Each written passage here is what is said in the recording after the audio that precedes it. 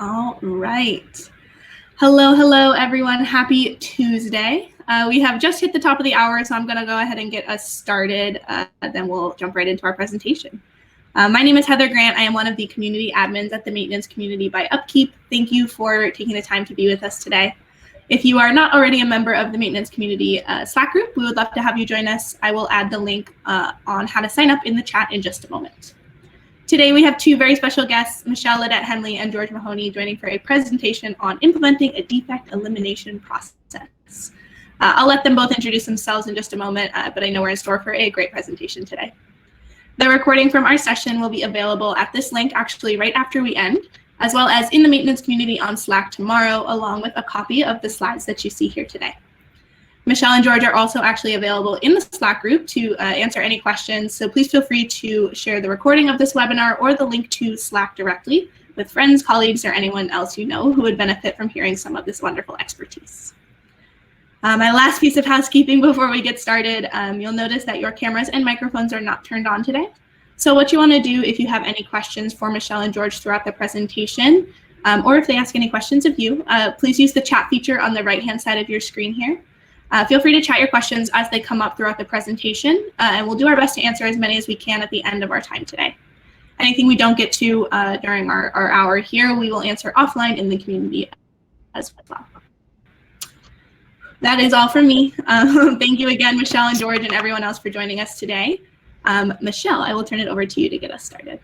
All right, fantastic. Thank you so much for the opportunity. George and I are both really excited to be here and share some of our experiences. Let me get my screen share working here.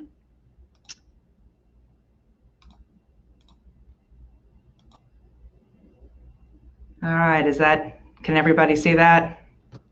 Yes, we can. Yeah. Perfect. All right.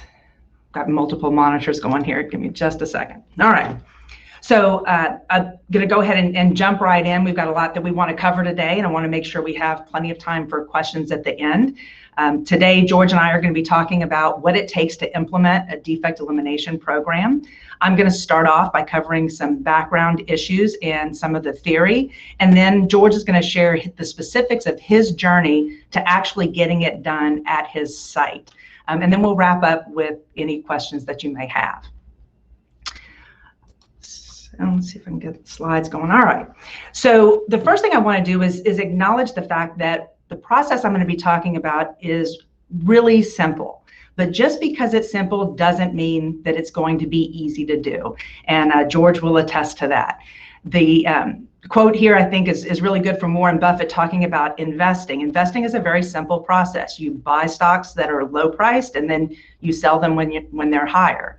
Unfortunately, all of us know that it's not quite that easy to get it done. And so the same thing is true when we're talking about improving the reliability of our equipment, our processes, and our practices. The process is really very simple. Eliminate the defects that are causing the downtime and the production losses and the waste, and you're going to get the improvements. But saying it is certainly much easier than doing it.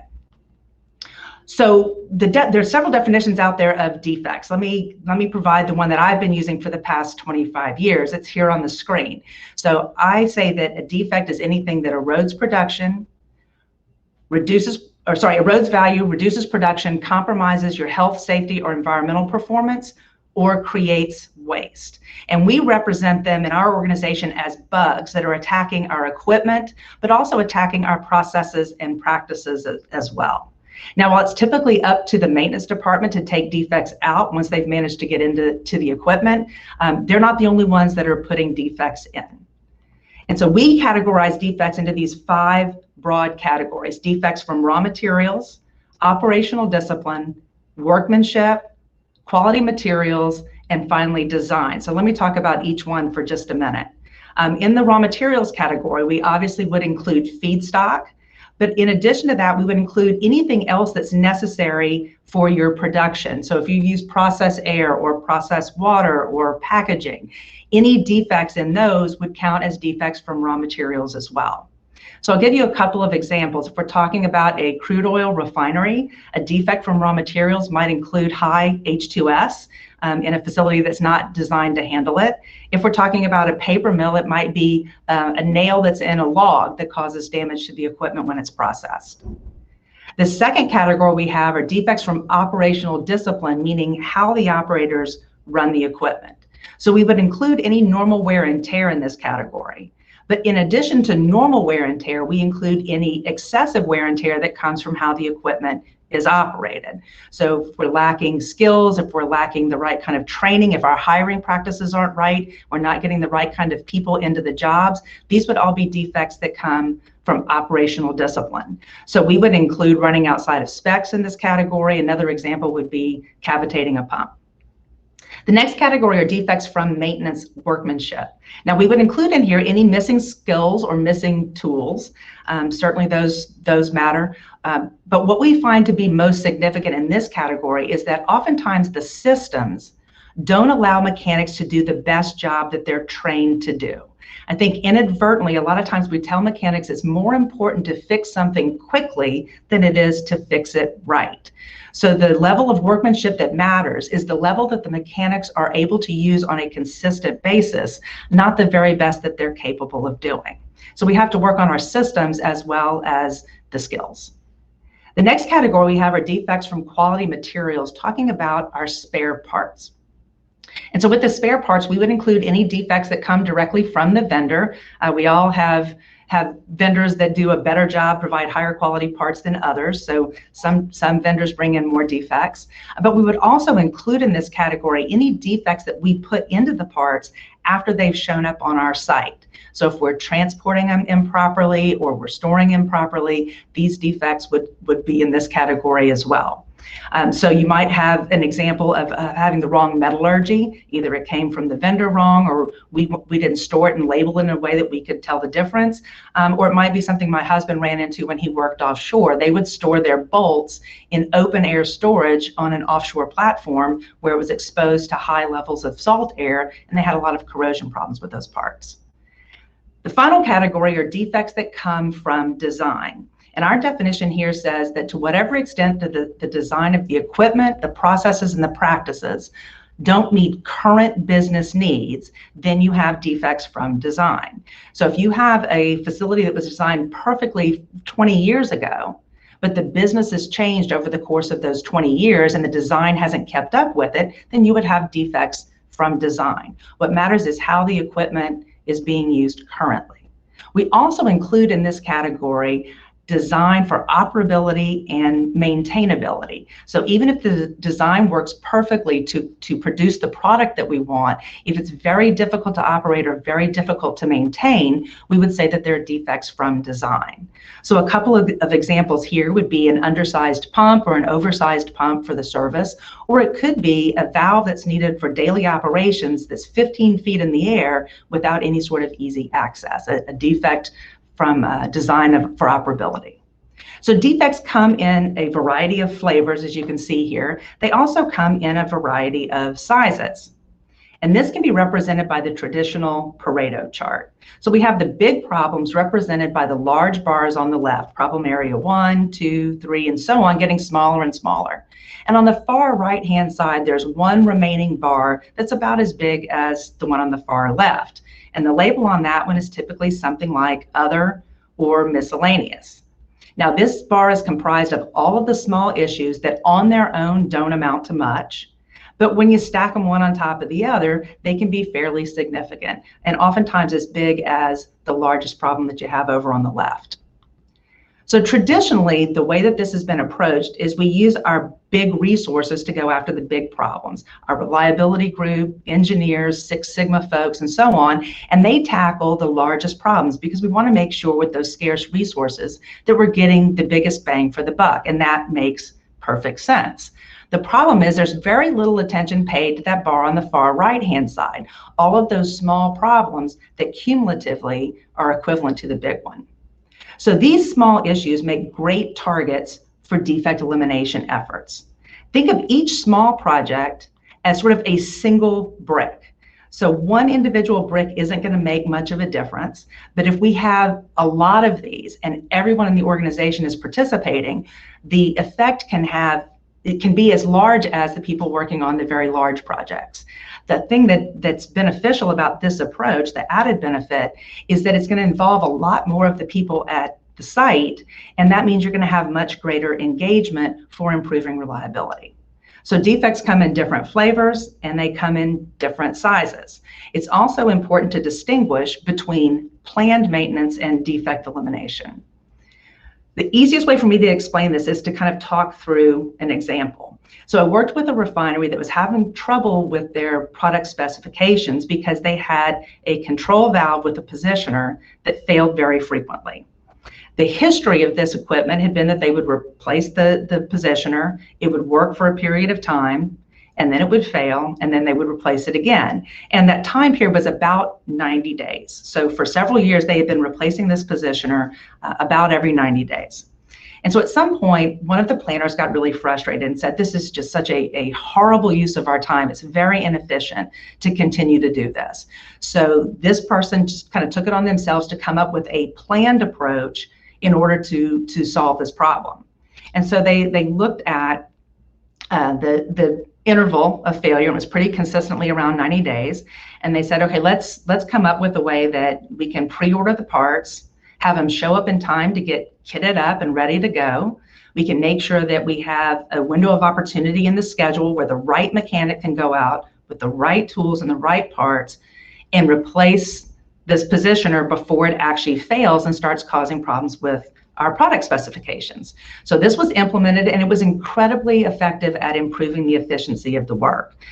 They were able to save on maintenance costs, they were able to reduce call outs, and most importantly, they were able to prevent those product quality problems that they had been having. So this had been going on for a couple of years, and there was a small cross-functional team that had gone through one of our workshops, and they said, you know, while this is better than what we were doing with run to failure, we don't think that this is the best solution out there. And so they had this defect elimination mindset, and they went out to look for the sources of the defects.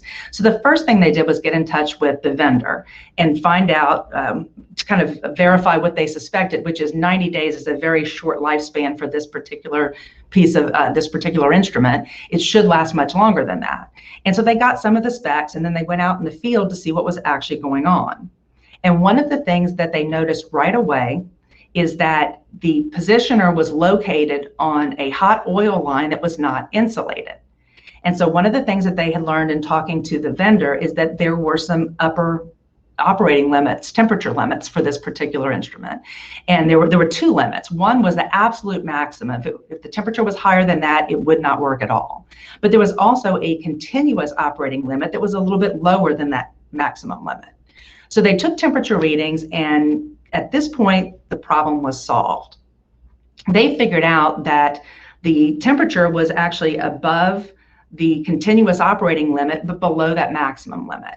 And so now it made perfect sense with the history. They would put a new positioner on, it would run for some period of time, but after continual exposure to the radiating heat, it would degrade and eventually fail, and then they would repeat the cycle and replace it again.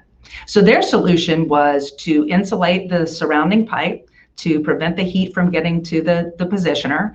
After they completed the project, they took temperature readings and found out that they were below that continuous operating limit. And then they started to just monitor it to see, you know, did their solution really eliminate the defect and make this work go away?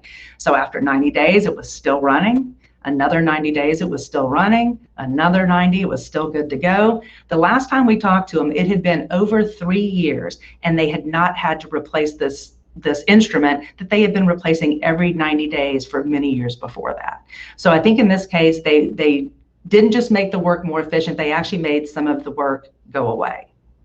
And finally, I want to talk a little bit about tools. We use tools for planned work, and we also use tools for defect elimination. It's how the tool is used that makes the difference here.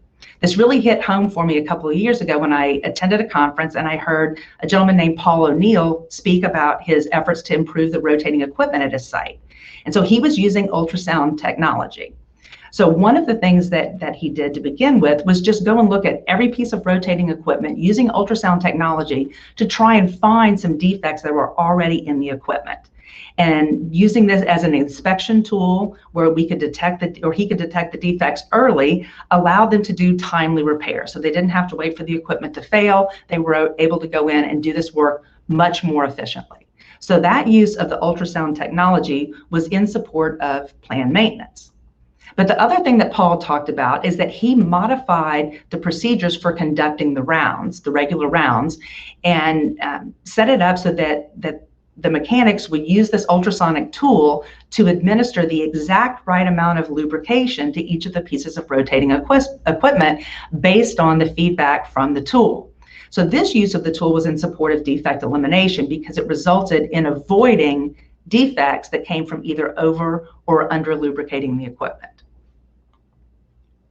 All right, so now that we have the definitions out of the way, I want to dive into the framework for an effective defect elimination process, and I promise it's going to be very simple. Step one is to find a defect. So while defect elimination is about making work go away and making defects go away, a good place to start is by finding a defect that's managed to creep into our equipment or our systems. And then as you eliminate it, you make sure you do it in a way that it doesn't come back.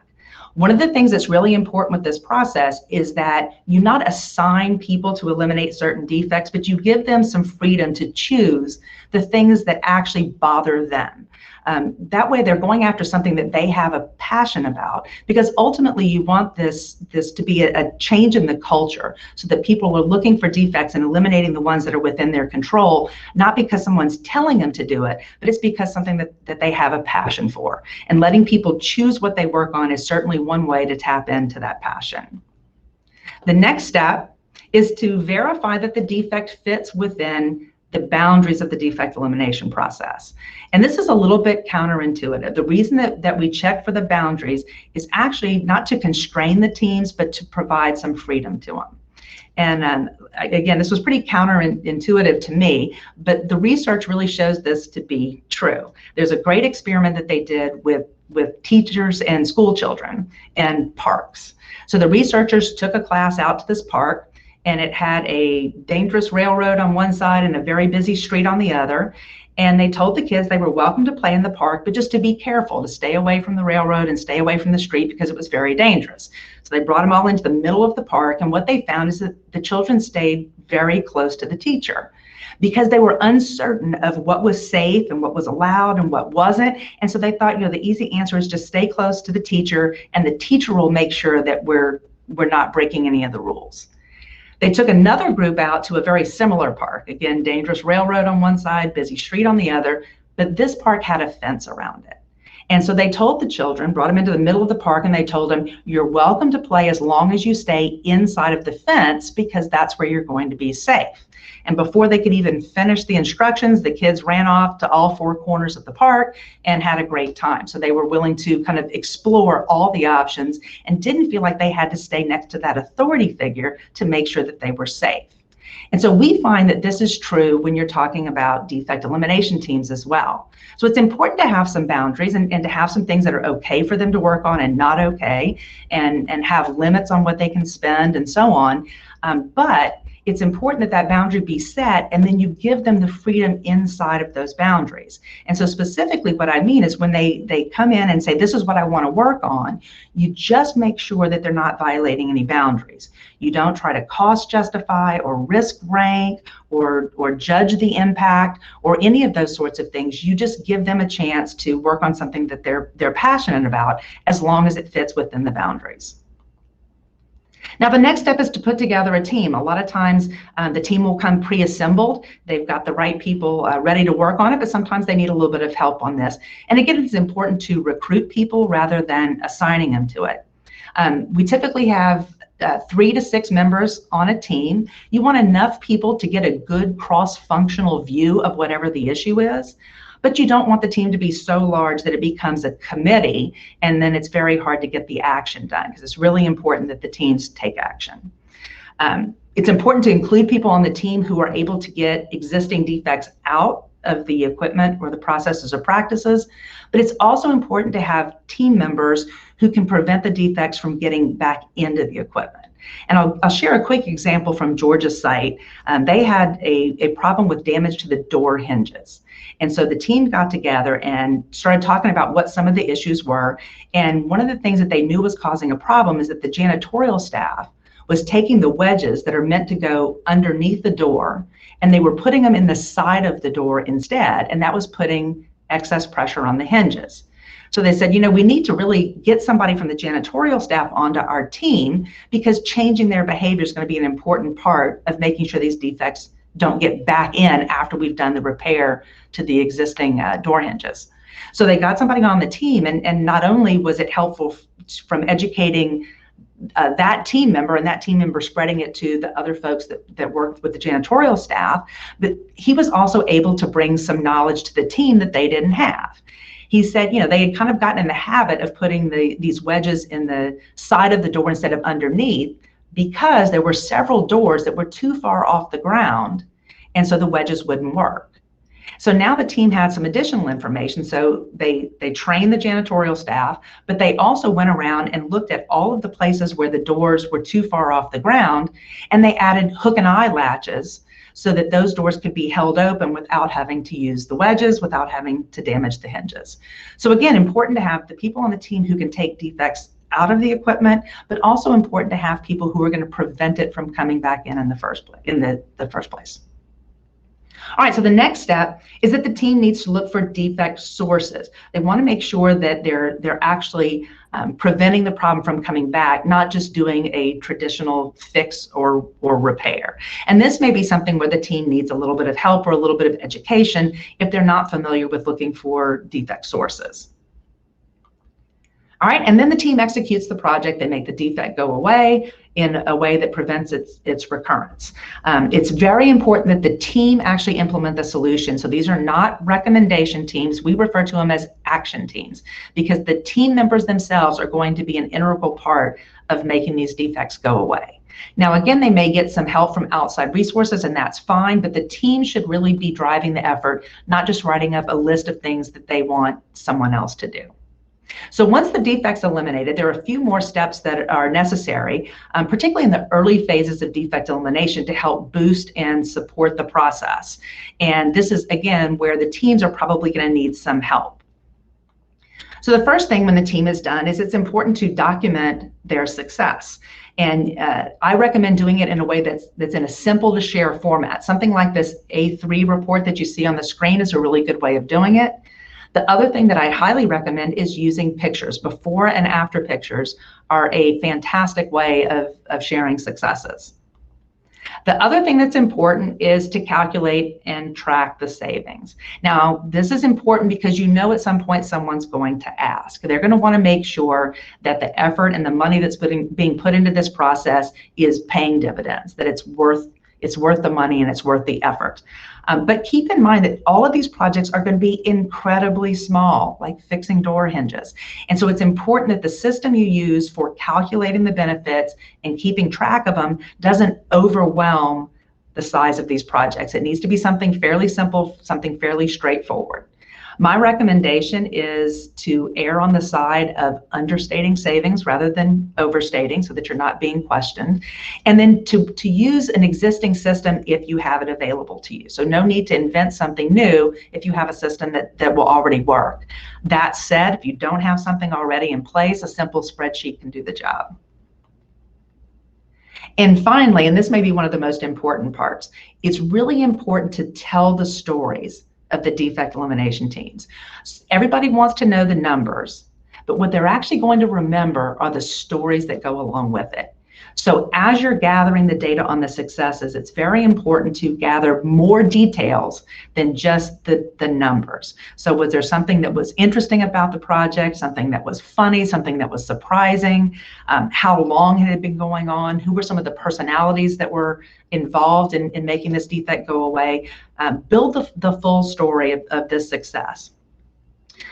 To successfully implement defect elimination, as I mentioned before, it really takes changing the culture. And it takes changing it from one where we have a lot of reactive heroes who save the day when things go wrong, to supporting the proactive heroes. These are the folks who prevent things from going wrong in the first place. A really good definition of organizational culture that I've heard is that our organizational culture consists of the stories that we tell ourselves about ourselves. And unfortunately, reactive hero stories are really easy to tell. They're naturally gripping when there's a disaster and someone saves the day. That's an easy story to tell. That's an easy story for people to listen to and take in. The proactive hero stories are not quite as naturally captivating.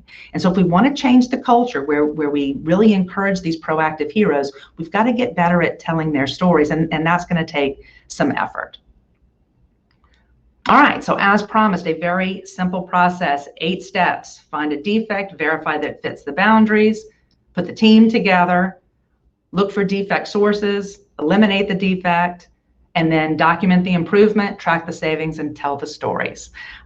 Simple process, but as George is going to tell you in a few minutes, it is far from easy. So before we dive into that and I turn things over to George and let him talk about some of the details, I do want to talk a little bit about what's needed from management and from the organizers of the process. First of all, it's definitely not this. We want true engagement, not just malicious compliance. And so it isn't going to be something that's going to work well if it has to be driven hard from the top down. Now, again, you may drive it from the top down to get it started, but it needs to basically build a force on its own. All right, so there are 3 things that are basically needed from management at a high level.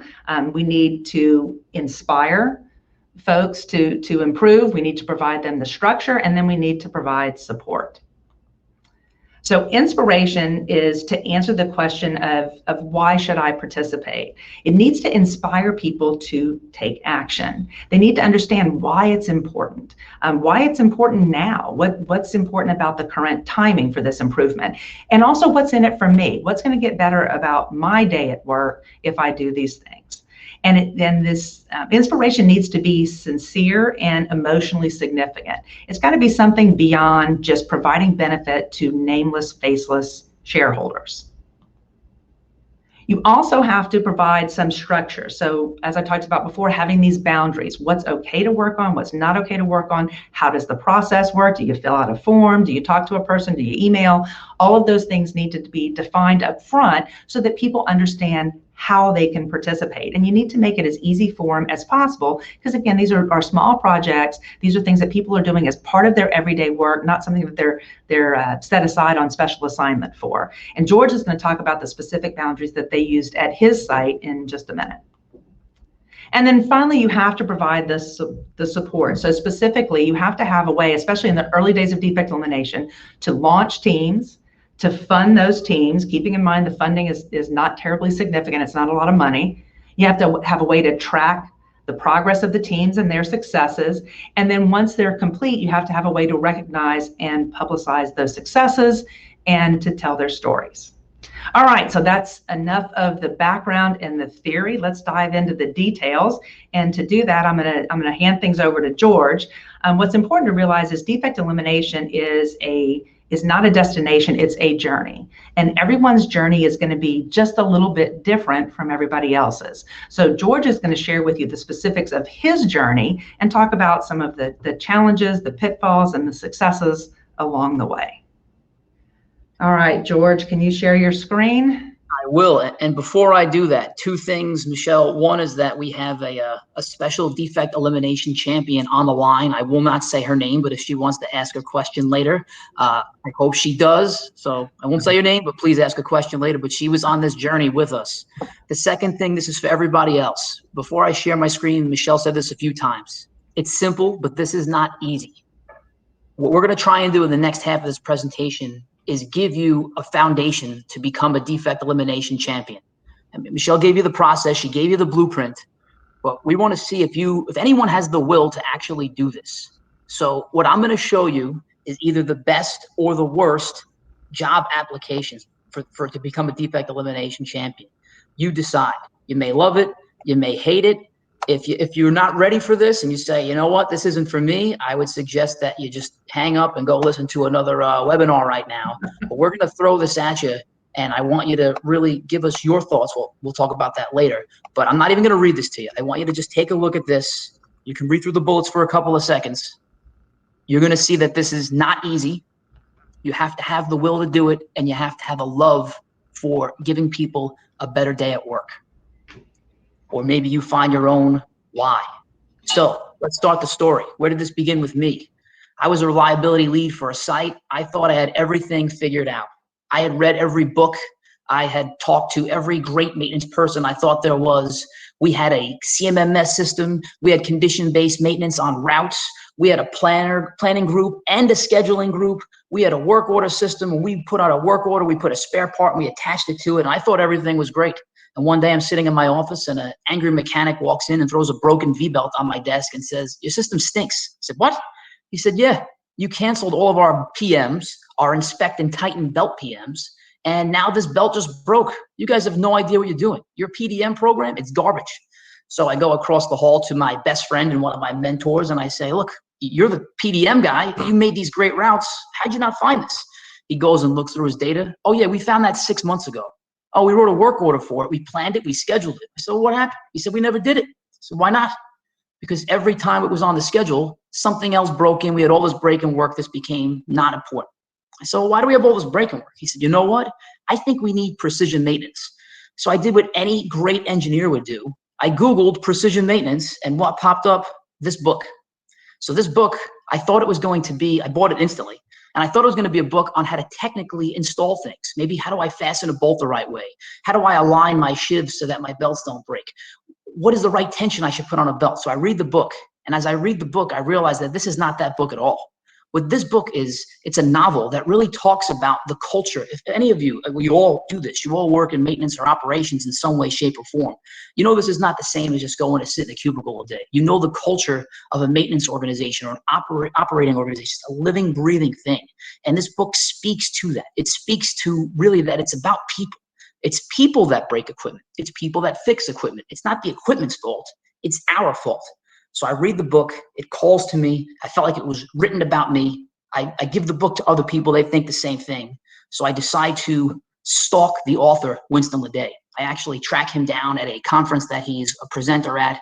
They have the board game set up. It's called the Defect Elimination game. It's part of the book. I look at the board game and say, I need this at my company. After a little bit of nudging to both him and my managers, we end up bringing the board game into our company. We get agreement from our union. At the time, the union really wanted to figure out a way how they can work with management to get things done. And my proposal to them was, look, we're going to empower you to make decisions on your own. We're going to get management out of your way. So they were completely bought in. So we bring the game to our site. We play the game a bunch of times. And I'll skip to the end. Life's pretty good. We had some ups, we had some downs, but we end up winning a national award for being the best at defect elimination. And a mantra that we had that was created by our mechanics was, let's get the bugs out. I saw some questions in the chat about failures, about defects, about RCM, RCA. These are great questions. For us at the front line, we tried to simplify it. We said, let's just get the bugs out. And if we're going to fix something, we don't just want to fix it, we want to improve it. But again, that was kind of just focusing on the equipment. As we dug deeper into it, we realized the defect elimination game and defect elimination, it's the how. It's how we wanted to operate. But as we really thought about it, we were trying to think about what is our why. And for me personally, my why was to give everyone a better day at work. That mechanic, that operator, that manager, and that they have a better day at work because they're able to have control over their day. This pump's bothering me. Let's go fix it. That valve's bothering me. All right, let's go fix that. If they're able to have a better day at work, maybe they'll have a better day with their family after work. Maybe they're nicer to their kids. Maybe they're nicer to their spouse. Maybe they have an easier ride home and they don't cut somebody off. But let's just start it with their work day. And if they're having a better day at work, then we all win at work. A happy mechanic is a more productive mechanic. So that was our goal. And we started this goal by actually taking action. When you play the defect elimination game or you take defect elimination training, it's not just about hearing some theory. It's about going and doing. That's why Michelle laid out the blueprint in the beginning. But again, we're calling to arms all of the defect elimination champions that are out there. Maybe there's someone on this line that is just tired and they're frustrated of keeping this wall. They can't get something done. This is your call, and it's to take action. And the easiest way to do that is to start small. Now, before you guys dialed on, we were talking about dogs. I was talking about how big my dog was. He's giant. He's a 5-pound Morkie. The only reason I have that dog is because I'm scared to death of dogs. If I had this dog here, I would never, ever, ever come home. If that dog barked, I'd run out of the house and move. When you have a little dog, which could be a small job, the smallest work order possible, that little dog barks, you pick him up, you put him on the couch, you tell him to stop, and hopefully that's the end of it. So what we did is we tried to pick the smallest jobs possible so we could gain momentum. We can get these small wins. We could start developing behaviors and habits and change our culture. Now, what I'm going to do is show you how small some of these things actually were. It's best to tell stories with pictures. So this was one of the first defect elimination projects that we ever had. And unfortunately, before we got into defect elimination, I had just ignored a mechanic who had recommended this over and over because I was too quote unquote busy. But what you're looking at is a water separator. He worked in a chilled water building where we had problems with the seals. The seals would leak, the water would get into the bearing housing, and it would destroy the bearings. So he had made this recommendation, hey, can we put this water separator in? One, it allows us to see when there's water getting into the bearing housing, and two, we can prolong the life of the bearing by draining out the water periodically when we see this. And then I can change the bearings when I want to versus when I have to after they catastrophically fail. A very simple solution. Did it eliminate the seal problem? No, but it gave us a fighting chance to fix this on our own time, and it gave that mechanic control. Item number 2. This is a roof of a building in New Jersey. You can see there are no leaves on the trees. There is snow in the background. That means it's cold. And when it's cold, that's almost always when these motors for these fans would fail and mechanics would have to go up on this roof and freeze trying to replace these motors. Now, why were these motors failing? You'll see that on this air handler, there are 6 different motors. These 2 here were always on. These ones would only kick on when they were needed. But now these dampers were not here. So what was happening when these motors were running, there was times where these other motors were spinning just based on the wind in the opposite direction. And then when they were called on, that motor had to overcome that momentum from the other direction, and then it prematurely wore out the bearings. So we had really no good ideas as an engineering staff. We were going to put a crane up top and hang a guy upside down and have him do certain things inside. And then finally, someone said, let's just put in a barometric damper. So now these dampers will only open when those fans kick on. Boom, problem solved. The last one of the simplest ones. Now, Michelle had talked about door handles and hinges. This is a little bit of a different story. But if you're looking at this door, this was actually designed for a hospital. So when she talked about defects before, there was something about design. And this big handle wasn't here. People were sticking their hand in there when that was supposed to be hit by a carriage. So if someone was pushing someone through a hospital, they can go in. And people were getting either injured or they were hitting the door in a different spot and they were breaking the cams on the door. So what we did was we just a very simple solution. We put an extension on the handle. We put a little bullseye up here that said hit it here, problem solved. But you can see how simple these little defects are, or these defect elimination projects are, and it gave people ownership of their day. Now, the worst thing you can do with simplicity is add bureaucracy on top of it. So what we did, and I'm going to relate this to some of the questions that I saw in the chat before, is we created the simplest workflow ever. And it was going to answer your question as to how do I know if this is a defect? How do I know if it failed before its intended life? We just said, okay, we found something broken. Did it occur before it was supposed to? If the answer is no, you just replace the part, right? It lasted its whole life. It's supposed to last 12 years. It's 12 years. Okay, replace the part. If the answer is yes, well, then we're going to perform a don't just fix it. That's what we were calling a DJFI. And if you had no idea, well, then you would call the reliability engineering team and they would come in and assess, hey, did this thing, what was its useful life? How long did it last? Uh-oh, we have a problem or we don't have a problem. So keep things as simple as possible. What Michelle talked about before were these barriers to make sure that we were not going outside the constraints of what was required by our site. I'm not going to read them to you. You can read them all. I'm just going to read 2. This one, it must be done within 90 days. So we didn't want this to be a suggestion box, and we didn't want 10,000 of these things just sitting out there. So if we want something in, make it small enough and doable enough that it can get done in 90 days. The other one I want to focus on is the last one, where we had this motto was, you must not just fix it, you must improve it. If that sounds familiar, that's the name of the book that called me and started this whole thing off. So you couldn't just replace a part, you had to improve the situation in some way, shape, or form. Our other recommendations, so people would freak out. Wow, what happens if you just allow these mechanics and operators to write work orders and fix things on their own? How are we going to get our business done? Well, our rule of thumb was that for defect elimination projects, these DJFIs, they should only be 1% of all of our corrective maintenance work orders. So if we completed 100 corrective maintenance work orders, only one of them needed to be a DJFI. That's it. So don't think it's this big daunting task. If you fix 1% of your corrective maintenance work orders, you're going to have a monumental impact on the work that you're doing at your site, and you'll see proof of that very soon. So if we had measurements, yes, this wasn't craziness. There was engineering behind it, and Michelle alluded to the cost savings, and that is critical, absolutely critical. But again, if you're going to measure something, I would say start off with that 1%, and that's going to let you know if I need to pick up my defect elimination that I have to find, or if we have too much stuff in our backlog and we need to slow it down. Now, as I alluded to before, the proof is in the pudding. I can just tell you how great things were. You may or may not believe me unless you ask that other special defect eliminator who is on the line right now. What I'm going to show you right now is some data that supports the impact that we had, and what I would say is a relatively short time in the maintenance and operations world. So if you look over this period of time, we had a 30% reduction in time and labor, or sorry, that should be materials and labor. People may say, what if your labor charges went down? Well, for corrective maintenance, you can see how much less corrective maintenance hours we spent per year. So we actually did a lot less work. So people will say, well, if it ain't broke, you're welcome, right? That's, well, people won't say that. We'll try and say that. That is our thing, right? Well, how did this number go down? How are there so many less labor hours that from one year to the next? And what happened was, because we infected people with the good virus, not a bad virus, we infected them with this virus of don't just fix it, improve it. Not only were we fixing things more quickly, we stopped breaking stuff. Remember, it's not equipment that breaks itself, it's people that break equipment. So if you're looking at this screen, you'll notice that our work order count went down by 25%. So we had less work orders to manage. And if you're in the maintenance world, you know this. It is so hard to keep up with the big backlog.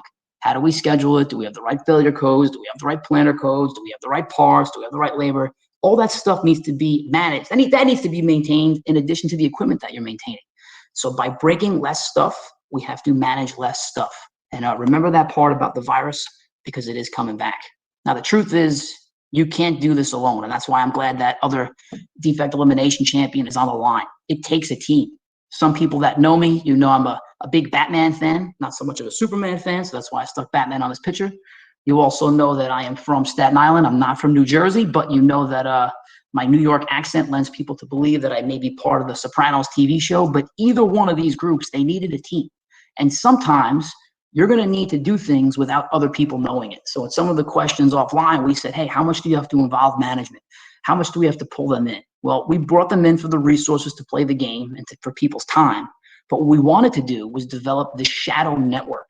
It was at our group, it was an underground network. We didn't tell anyone else that they were on this team.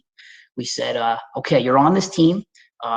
We basically needed people. We picked out people who knew a guy who can help us. I'm not saying break the rules, but they just made things get done a lot more easily. Oh, I don't know how to get this spare part. Don't worry. We know somebody who works in the storeroom. They know exactly what shelf it is. I have no idea how to get this permit. Don't worry. We know a guy in quality. He knows all the rules. He knows all the jurisdictions. He'll help you get that permit. So essentially, we needed this shadow network, this group of go-getters who can help us if they knew a guy who knew a guy. And we had some rules to it. The first rule was we had to make it exclusive. We didn't want everybody in the shadow network. So we brought them in, and we also told them, don't tell anybody that you're in it. Don't even say that this thing exists. So now because it's exclusive, they feel special being part of the group. The next thing was when we did it, we kind of made it interesting. If you remember this picture with the shadow, I literally would shut off all the lights in a conference room. I would send them a meeting notification that looked exactly like this. And you'll notice the bottom. Make sure you're not followed. You'll also notice the subject. I need your help. It's not you need me, it's I need you. You don't have to do this as a volunteer thing, but I need you to be a part of this super special underground team and be part of something great, because we're going to change this place together. The other part of it, as Michelle alluded to, is that we really tried to not overcomplicate things. We didn't say to them, we need you to make all these PowerPoint presentations. I need you to write this SOP that no one's ever going to read. I need you to create this unbelievably great predictive maintenance plan. No, we wanted to keep it simple. We need you to help us with a guy who knows a guy. We need you to come in and tell a great story about what you fixed. We need you to tell us a great story about who's another go-getter who we could bring in and help us fix even more things across the site.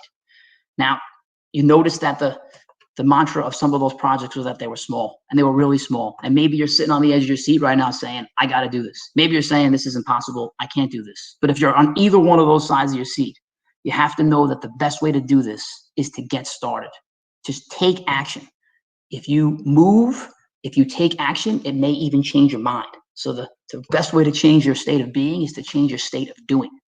Now, I'm sure you've seen this quote from Machiavelli. I won't read it to you, but the general premise is this is not going to be easy.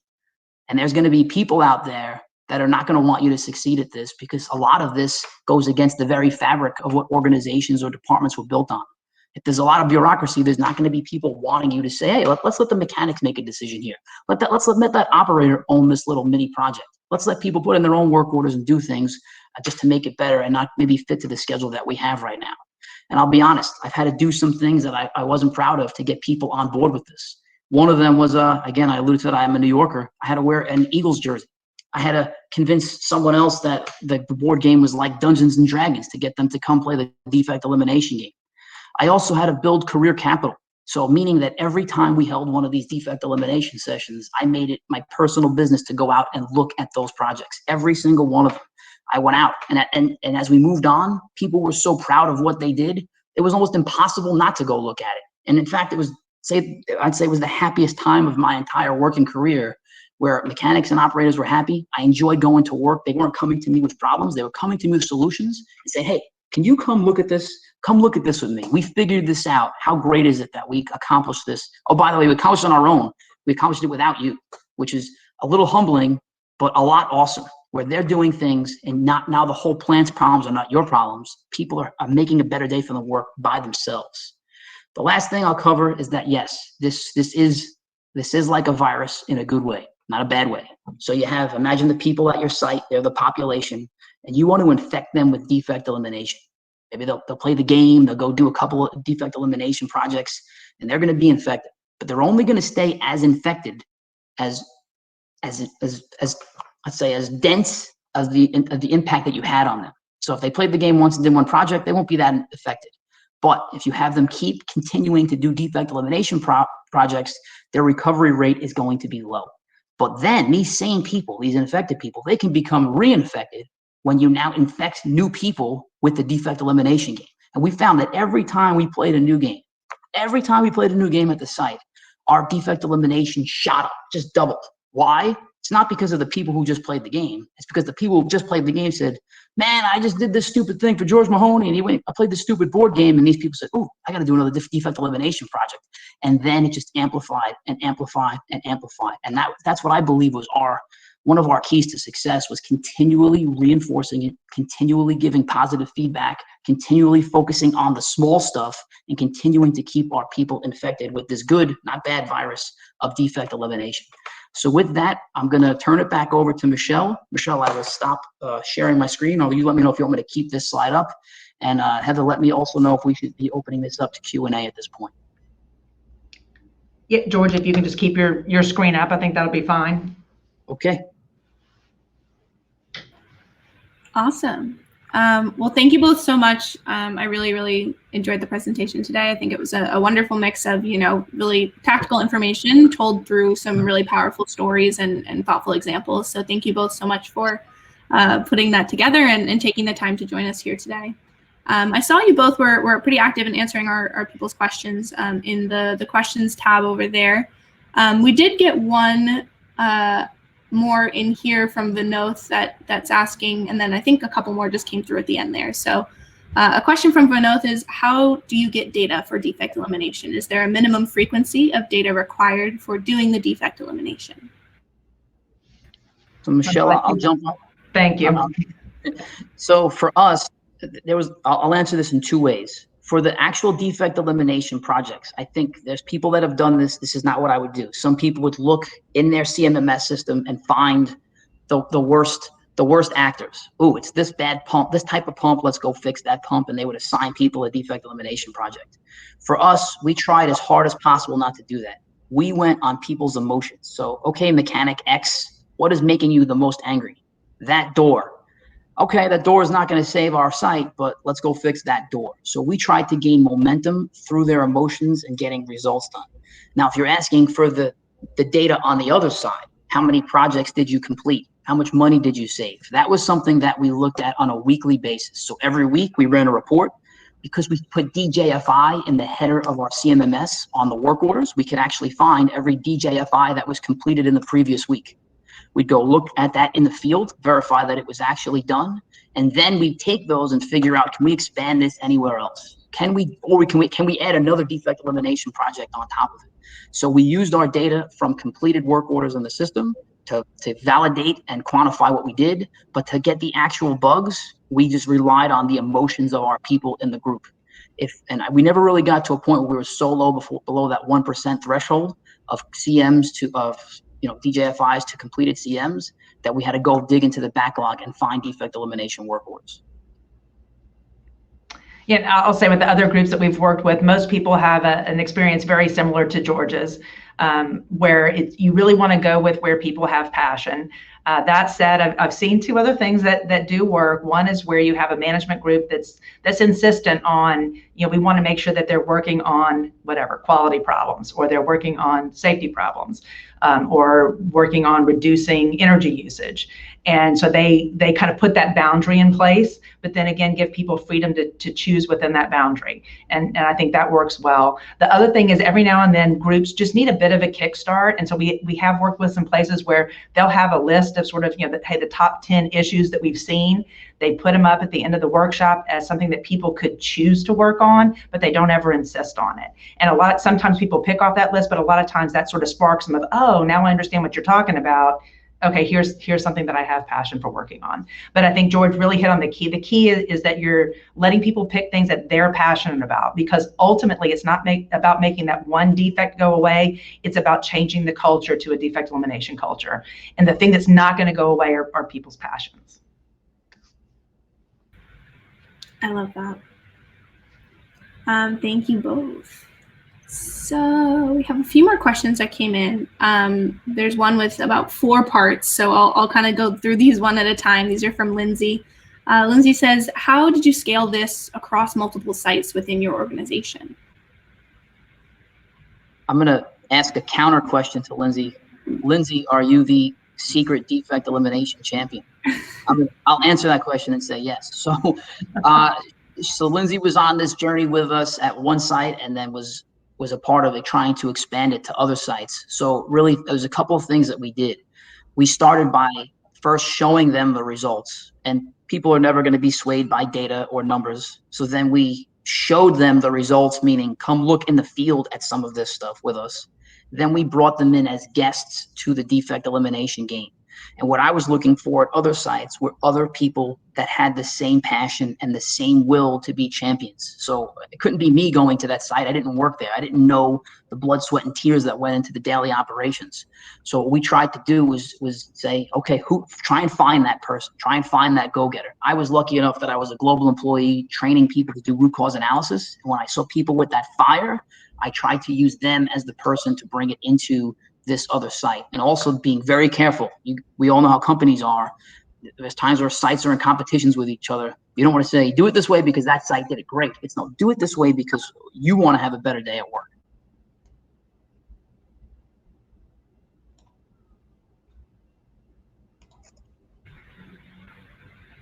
Hello, am I unmuted finally? Clicked on that 4 times and just unmuted once. Sorry about that.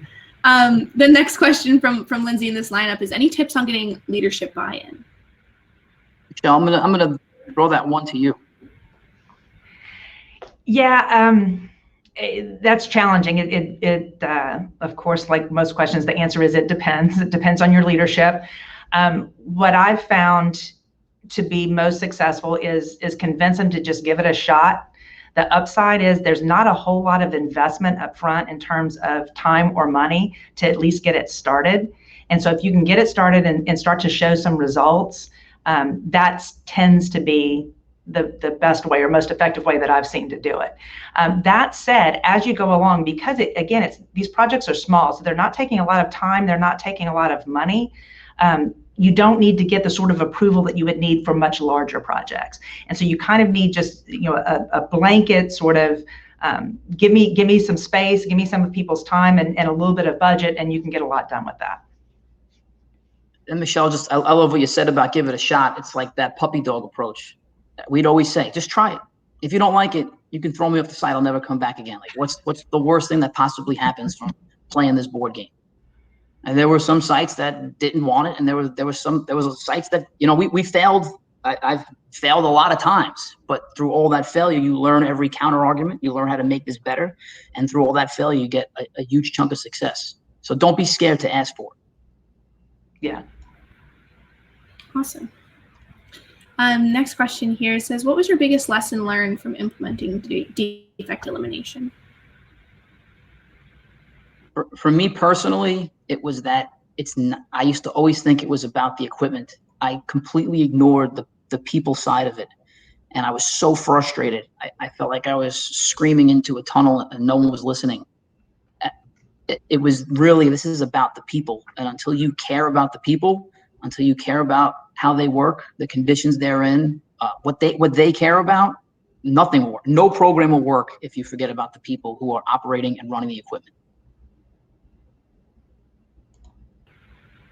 Great answer. Awesome. Moving right along, we'll get to as many as we can in our last few minutes. How did you calculate cost savings and avoidance by successfully implementing a defect elimination project? So we did it in two separate ways. Way number one was if we actually had data. So this pump failed this many times. We took the historical data of those pump failures, and if we said it used to fail 6 times a year and only fails 1 time a year, hold on 1 second, my big dog is trying to scare people. If we said if it failed 6 times a year and now it only failed 1 time a year, we took that cost differential and we said that was our cost savings for the year. We also, if we didn't have that data, we had a very, I'd say, a sophisticated tool that would help us quantify cost savings / cost avoidance. We took it on best practices. We reviewed it with 2 separate companies. We reviewed it with Uptime Magazine. We had it validated, and we would use that tool to quantify what our savings were. And then every quarter, we would meet with our finance group, who then became huge advocates of defect elimination because we were saving so much money. And we would say to them, does this make sense or not? And with that, they would actually help update our budgets based on the money that we saved. It was awesome. We made them play the game with us, and they became gigantic advocates of what we were doing. Awesome. A few more questions here. Next one says, keeping the defect elimination to a small number of personnel, how do you then cascade lessons learned to other personnel? Just one more point on that last thing. If you remember the slide on the proof is in the pudding, this stuff here. So this was real data. So we quantified certain things, but this came from our CMMS. So for us, this, you know, I could say, yeah, that pump fix saved us $20 million a year. I could be lying, but this stuff here, this actually came from the CMMS. So this is how we knew we were winning based on the data that we pulled from the CMMS. So sorry, I should have answered that point the first time. Can you repeat that last question again, though? Yeah, absolutely. The next one here is from Neil. It says, keeping the defect elimination to a small number of personnel, how do you then cascade the lessons learned to other personnel? So let me start with it and then I'll let George give his specific answer. But you know, each team is going to be a small group of people, but the defect elimination effort should really target absolutely everybody at your site, including from top to bottom in the organization, across all functions, and also including key contractors and key vendors in the process. Anybody that can put a defect in ought to be part of the process for taking them out. And so that said, when an individual team has a success, that success is really known just within sort of that team and the people they directly impact. And that's where coming up with a good process of documenting the successes is really important. And then I'm gonna let George talk about their shadow network meetings, because that was another way of getting these success stories out to the organization at large, and specifically looking for, you know, sometimes a solution in one part of the organization, that exact same solution can be applied in another part of the organization without a whole lot of effort. So if George can take a couple minutes to talk about how they handled that during their shadow network meetings. It's a great point, Michelle. So at our shadow network meeting, we would just show a picture of the defect we eliminated, right? We'd show this. We'd have that group in the room, and a group of about 15 people. Then we'd say, can we do this anywhere else? And there were times where we could do it across the entire site instead of this one building. So that's how we use that shadow network to amplify the results of our lessons learned. But the other critical part of this, and Michelle touched on it a few times, was that the teams had to be cross-functional, and they had to involve 3 to 6 people. So if we did 100 defect elimination projects, we might touch 200 different people from all across the company. And now what Winston had called it was this socio-technical network, where now people across the organization are working together. They've eliminated all these silos, all these boundaries. They fixed this piece of equipment and or this process, and now they go back to their people and they infect those other people in their area. So it's really not about you sharing lessons learned with everybody else. It's you changing the behaviors of everyone else so they stop breaking stuff and feel empowered to fix stuff. It's not about the solution. It's not about this solution. Who cares, right? It's about, how did I not get that bug in there in the first place? Now I've infected people and they've taken care of it so that doesn't happen again. They're thinking in the mindset of, I need to get the bugs out. Actually, that answer, George, I think also answers a couple of the other questions that I've seen talking about what's the difference between defect elimination and root cause analysis, RCA or fracas. And I think both of those tools can certainly be used in doing defect elimination. I would say what defect elimination does is goes beyond just the individual solutions and really gets at that sort of changing the culture and changing people's mindset so that people come to work and say, you know, I don't wait for something to break and then do what I'm told to do. I'm constantly looking for where some opportunities where me and a small group of people could improve the way that we're working.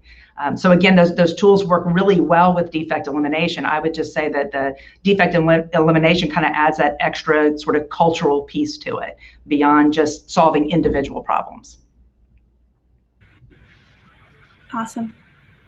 Well, we are just 1 minute over the hour here, so I do want to be mindful of everyone's time. There were a couple more questions that we didn't get to, but I'll send those over to you and George, or Michelle, you and George, and we'll get those answered for the last couple of our guests here. Thank you once again. I really appreciate you taking the time. This was a wonderful presentation. There's a lot of thanks in the chat as well, so feel free to go look at those. And I hope to see everyone again soon. Great. Thank you so much for the opportunity. And George and I are both pretty active on LinkedIn. If you guys want to connect with us there, there's our connection information. And again, thanks for the opportunity and appreciate everybody listening in. Awesome. Thank you all, and have a great rest of your day. Bye-bye.